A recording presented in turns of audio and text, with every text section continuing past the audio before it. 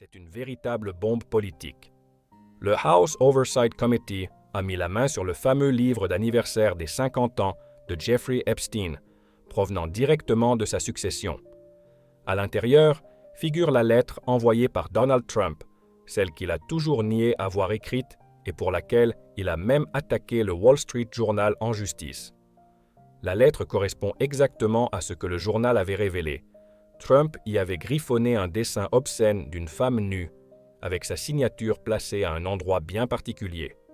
Pourtant, Trump jurait publiquement « Je n'ai jamais envoyé ça, je ne fais pas de dessin ». Mensonge de plus. Des figures républicaines comme Mike Johnson ou J.D. Vance avaient pris sa défense, répétant que cette histoire était impossible, qu'il fallait croire Trump. Mais les preuves sont là, la lettre existe, et elle confirme ce que l'on répète depuis des années. Trump ment systématiquement, il nie son implication et tente de tout couvrir en criant au complot démocrate. Sous l'impulsion de Robert Garcia, nouveau leader démocrate du comité, l'enquête a pris une tournure radicale. Plus d'agressivité, plus de transparence, des assignations à comparaître et des documents arrachés malgré l'obstruction. C'est d'ailleurs Garcia qui a publié la lettre au grand jour, alors que les républicains, eux, gardèrent le silence. Dans cette lettre, Trump écrit à Epstein comme à un complice, évoquant un secret merveilleux qu'il partagerait.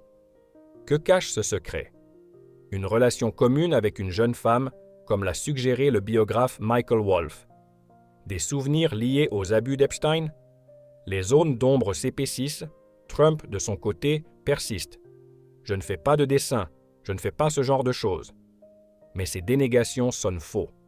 Les témoignages, les documents et même des photos évoquées par Michael Wolff montrant Trump en présence de très jeunes filles chez Epstein viennent renforcer le soupçon. Ce scandale éclate alors que Trump vient de perdre en appel contre E. Jean Carroll, la justice confirmant les 83 millions de dollars de dommages pour diffamation après son agression sexuelle. Sa stratégie reste la même, nier, crier au complot, traiter les victimes de menteuses. Mais grâce aux efforts des démocrates, les pièces s'accumulent. La vérité remonte à la surface, malgré les tentatives de Trump de négocier en coulisses, d'influencer Ghislaine Maxwell ou de cacher son nom dans les Epstein Files. Au final, ce dossier illustre une constante. Trump est empêtré dans les mensonges, les dissimulations et les scandales sexuels. Et chaque nouvelle preuve dévoilée fragilise un peu plus son château de cartes.